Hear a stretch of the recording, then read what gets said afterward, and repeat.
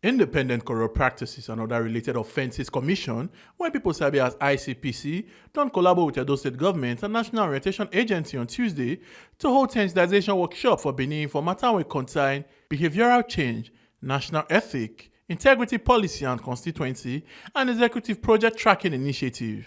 This sensitization workshop, where bring together traditional leaders, religious heads, and other stakeholders, constitute point for how citizens fit take monitor projects for their different constituencies. Egwa Mufula, when be the ICPC commissioner for Edo State, and Monday Usaibovo, when be commissioner for local government and chieftaincy affairs for Edo State, talk say this kind of program dey important to help change the behavior of Niger people and fight corruption coming for our society. There is no gainsaying the fact that our country, Nigeria, is in the dire straits, economically, politically, and socially. The woes besetting it have been attributed by a wide range of observers to the collapsing, if not collapsed, norms, values, behaviors of great number of our people. People no longer have compulsion against condemning or committing acts of corruption, engaging in moral decadence and fostering societal breakdown by breaching time-tested positive norms and values. It is in the light of the above and to arrest the disruptive slide that ICPC, NOA, and other partners together brought a fruition to the NEIP, which is believed to be an effective tool for a national report. A concomitant initiative of CEPTI is also being driven by ICPC, with nationwide robust and invaluable enlightenments and sensitization support of the NOA. In furtherance of this, therefore, ICPC considers every participant invited to this one-day dialogue event as a member of the critical mass of stakeholders that are invaluable in the effort to rewrite our future history from what it has been in the recent past, which, if nothing is done, is said to be unpleasant and unpalatable. We all have a limited time to stay on earth. We must try and use the period for the purpose of transforming our dear nation into what we desire it to be, which is to be corrupt-free. We must have to recruit our entire population to shun corruption. If our entire population had been worded to the idea that corruption is a bad thing, that will be the beginning of the success of the fight against corruption. In every budgetary year or season, our representatives, be the Senate, House of Rep, they go into the budget, they put in projects, and they say it's for this community or this other community. But at the end of the day, what they put in is not what they are displaying. They will come back to you and tell you that this is their own personal adventure. But the truth of the matter is that your name was used at the point of imputing these things into the budget. And what ICPC is only saying that it is high time you come up to know all these things. So at the end of the day, you ask, in my own autonomous community, this is what you put for me. Did you bring it down? Did you input it? That's a question we should start asking. That's what ICP is only telling you now. And the Commission took some approaches to this. We have what we call enforcement, prevention, and public engagement. We don't have to wait until they have committed the offense. Let's start chasing them and arresting them and prosecuting them in court. No. We are now saying, let's start engaging them from the beginning. That's what we are now doing, engagement. Let us know it as it is and what we should do when the time comes. As government, we have continued to enjoy the robust collaboration with you as promoters and sometimes enforcers of government policies, projects, and programs in your domain, and wish you to continue to collaborate with you. I wish to express my profound gratitude to the Independent Corruption Practice and Other Related Offences Commission, ICPC, for putting this program together in collaboration with the state government and local government administration. As you are all aware, ICPC is a well-known for its fight against corruption in our society. Permit me, therefore, to state that the program is timely and it is well addressed to host issues and bring about change in the behavior of our people, especially because of the presence of the carefully selected stakeholders who will further castigate whatever is discussed in this gathering to their members and constituents. At this junction, I wish to request that you shall feel free to air your views, suggestions, and even objects as we further enhance the perspectives in our discussions today, which is expected to be an interactive one. Our royal fathers, you are the closest to the people, and you have a great influence on the lives of our subjects. You are expected to ensure that our communities are free of all forms of corrupt practices through your office to revive the values of integrity, forthrightness, and hard work, which our forebearers handed over to us and for which you are the principal custodians.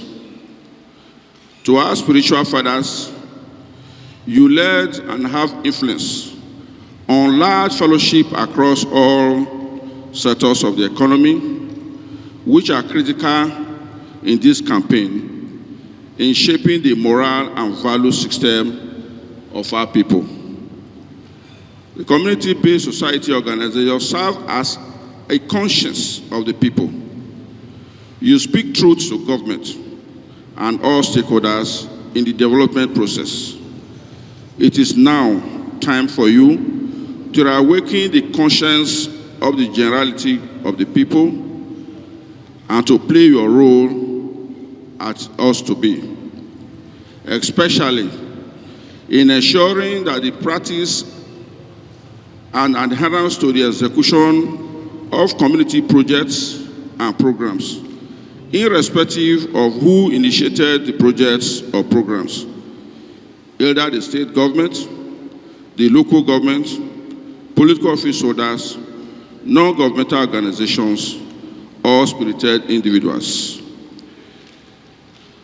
So we all have the responsibility of supporting government in promoting accountability, integrity, transparency in the design and operation of the constituency projects and programs, as well as in the protection of these projects. Government alone cannot do everything. Community members who are opportune to be contractors of projects must ensure that things are done properly. Religious leaders should influence their followers to do the right thing at all times, as well as getting involved in the monitoring of projects and programs in their community to ensure they are properly executed. Grace Chinda, represent the chairman for ICPC, and S.A.O. Kwong constitute mouth for corruption matter and the role of ICPC. It's my humble pleasure to read the speech of the chairman of ICPC, Professor Bolaji Owasonye, SAN.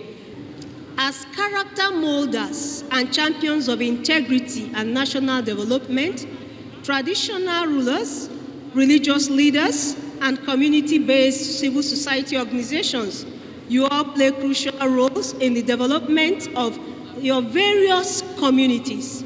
The design and implementation of a national ethics and integrity policy identifies and recognizes you as a critical stakeholder if the promotion of the policy is to be successful.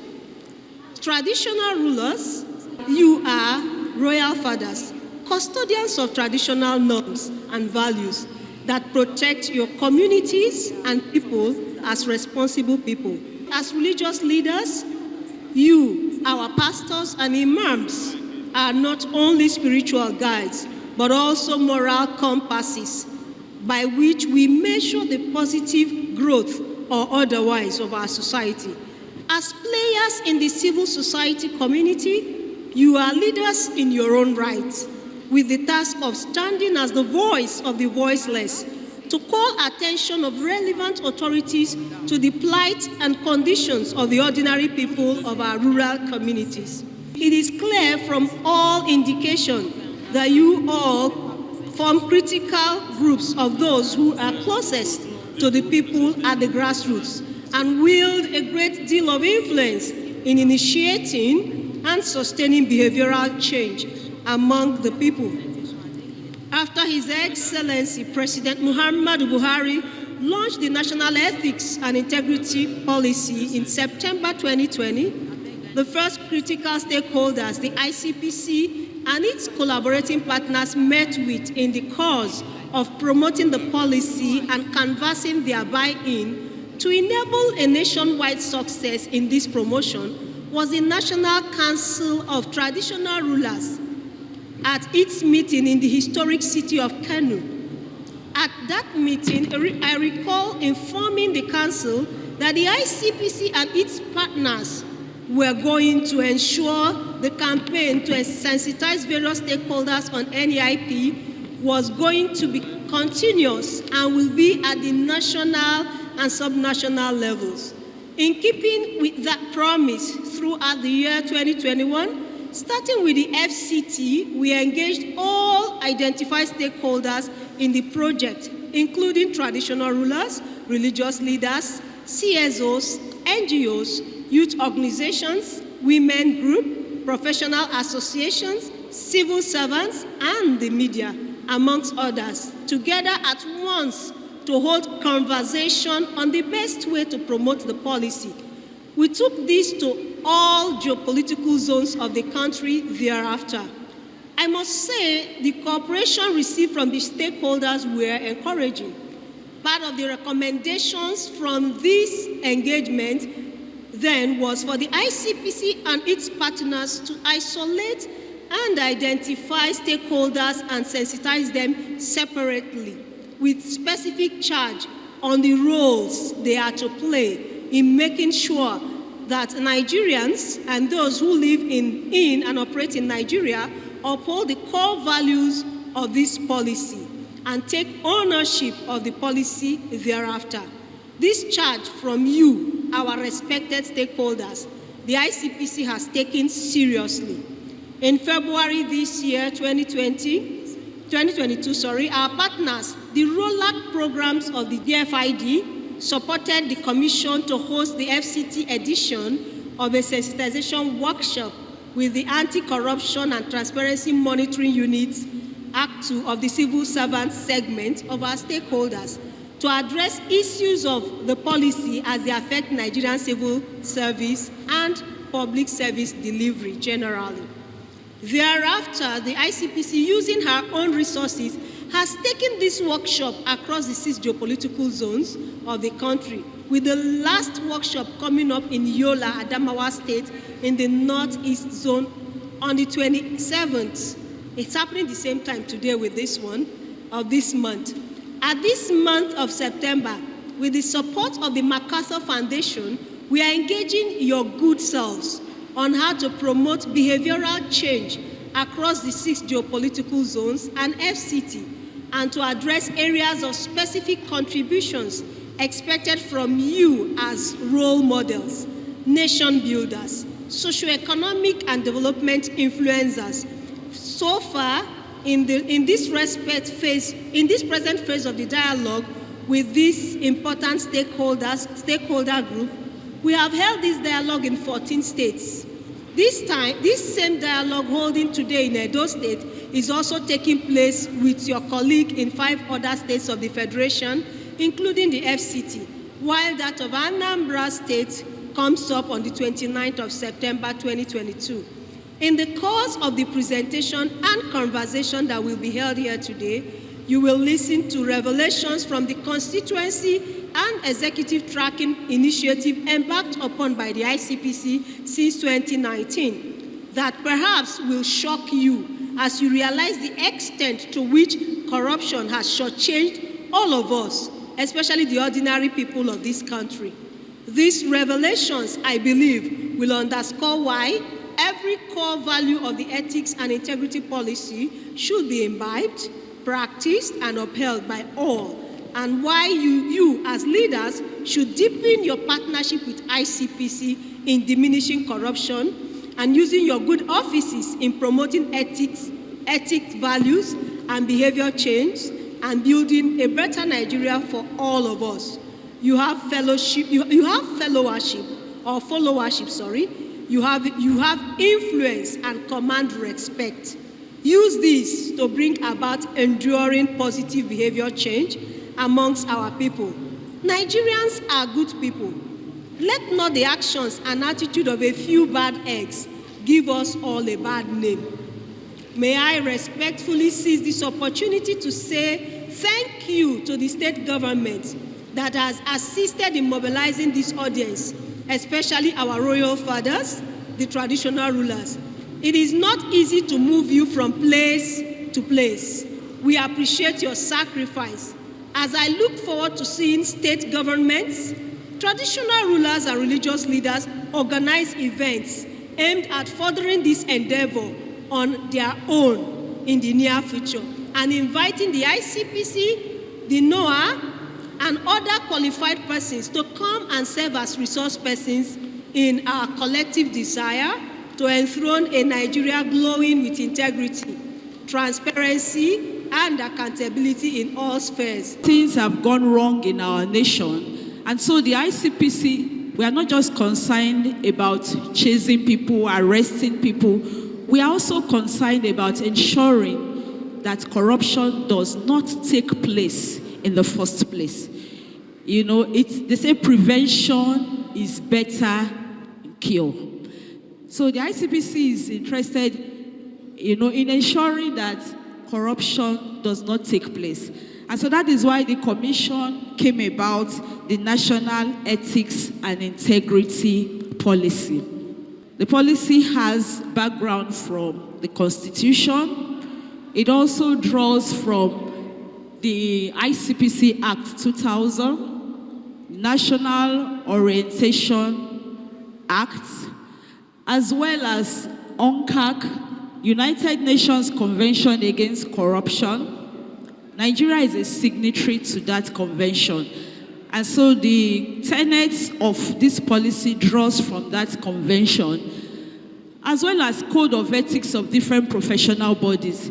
You have Nigeria Union of Journalists, the NBA, Nigeria Medical Association. And so from the code of conduct of these various professional bodies, that is where we draw the content of the policy from. The fundamentals of the policy obligates all Nigerians. Each and every one of us, we are under obligation to abide by the tenets of this policy. Even people that are residing in Nigeria that may not be Nigerians, you are here in our country, you are doing business in Nigeria, or you are here in our country for one reason or the other, you are bound to abide by the tenets of this policy. What is the purpose of this policy? It is to strengthen the efforts at positive national transformation, to help the country to reach national developmental goals. You all will agree with me that a lot of times government sets out to meet some needs of Nigerians, but because of corruption, these needs are not met. And so this policy is aimed at ensuring that Nigerians get value for money and we get dividends of democracy. The policy is also aimed at saving our country from the erosion of ethics and collapse of values. We're trying to make sure that the values that seem to be lost in Nigeria, they are back to us as a nation. Now, there are 7 core values that this policy is talking about. The first one is human dignity. The second one, voice and participation. The third one, patriotism. The fourth, personal responsibility. The fifth, integrity. Number 6 is national unity. And number 7, which is the last one, is professionalism. How has the ICPC implemented this policy? And what is the ICPC doing to ensure that it continues to implement this policy? 1, the ICPC is working with the NOA and the Office of the Secretary to the Government of the Federation to step down this policy to various stakeholders. When we talk about stakeholders here, we have student groups, religious leaders, traditional rulers, CSOs, market women, women groups, so many stakeholders the ICPC is trying to engage in when it comes to this policy. And we are trying to step down this policy to all levels. Federal, states, local government, the grassroots, we are trying to step down this policy. And so what is the ICPC saying you should help us do regarding this policy? 1, create awareness among your people about this policy. Create community platform to discuss the policy. Influence positive behavior among your subjects. Refuse to recognize and reward deviant behavior. We all should get involved. All hands should be on deck if we want to have the Nigeria of our dreams. Omobude when be one of the leaders for Edo State Civil Society Group talks say ICPC for Edo State they underfunded. He constantly asks one question when he say how ICPC when supposed they shine their torchlight for government activities and can't do check for what the government they do, investigate government when they give them venue to do their program. The second speaker mentioned something like the National Ethics and Integrity Policy, which we all here, I'm sure we are hearing for the first time. And very funny enough, I would have expected that the madam that spoke would have worked with ICPC to make such documents available so that as we came here, they will distribute it to us so that those of us that are here will go and study and begin to know about it, except they don't want that policy to ever be implemented, which has been a normal tradition. 2 is that we've been talking about fighting corruption and helping the system to work corruption-free. I doubt if that is not another bogus jamboree of discussions. As we speak, Edo State ICPC is highly understaffed. I'm not sure they have up to 15 staff. ICPC in Edo is highly and very poorly motivated. They don't have official vehicle. In the last election, the civil society had to bring vehicle to help ICPC people to move around polling units. Whereas EFCC had vehicles that were branded. I don't know if anybody has ever seen ICPC branded vehicle in Edo State. Have you ever seen? Madam Abiola, have you seen? No. Good. The ICPC organ, so that our traditional rulers can hear proper, can know too. The ICPC organ, many times if his vehicle break down, he will either enter the normal taxi or he will trek from where he is to the next point. And this is the same ICPC they want to come and fight corruption. Can that work? It won't. We have written from Edo Civil Society Organization several petitions of suspected corruption and contract diversion in Edo State to ICPC. Over 3 years till now, we have not heard of one investigation done anywhere. The most recent one is that of Esopadec, the former board of Esopadec. We're involved in a lot of corruption.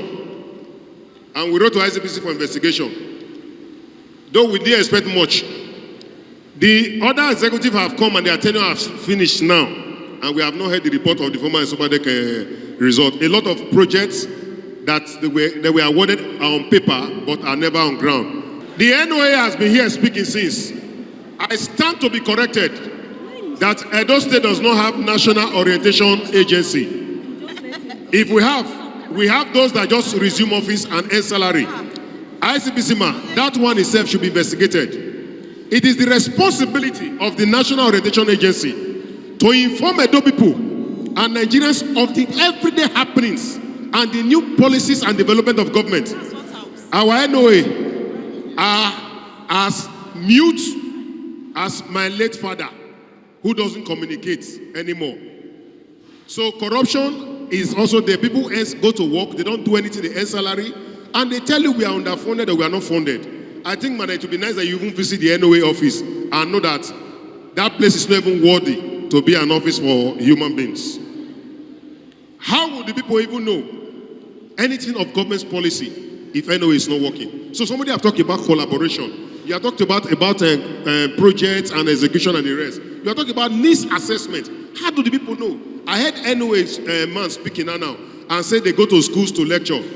Me, I am an Iduist. I am not Christian or Muslim. So we will bring Ogun for the NOA man to swear in Jesus' name if he's a Christian, or in the name of Allah if he's a Muslim, that they have ever been to any school to educate anybody about the policies and the activities of government. That was just a mere paper talk, and it's not correct. So we think that if it has not been happening, let's assume that now we are finding our ground. Because according to our people, they say, Egenea Yori, oh, we're. So this is our money. Let it begin to work. But finally, I say, you must strengthen the ICPC, empower the ICPC, fund the ICPC.